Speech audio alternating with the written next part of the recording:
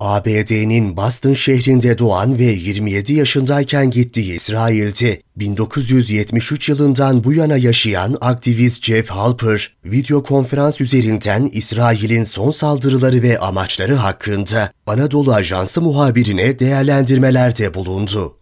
And the big background, of course, and people are now speaking of this more and more, is that Zionism was a settler colonial movement.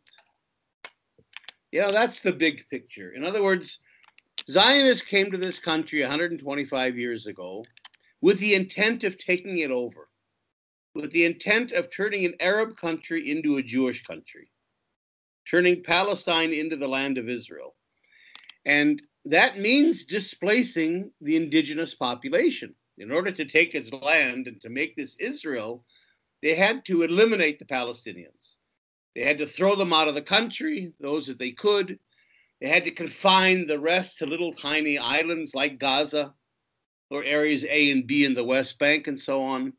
I think what Israel is doing intentionally is to bring in religious issues, because if it can become a religious conflict, one of Islam against Judaism, let's say, or Islam against Judaism and Christianity that's behind Israel, and the whole thing becomes a theological war, then it's lost. You can't resolve it.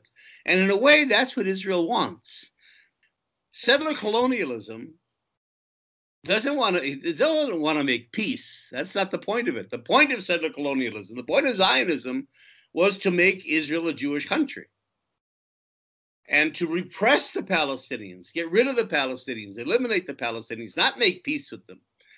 You can't, a settler colonial country can never really recognize the existence and the rights of the indigenous people, because it undermines its own case that this country belongs to us. It becomes either or.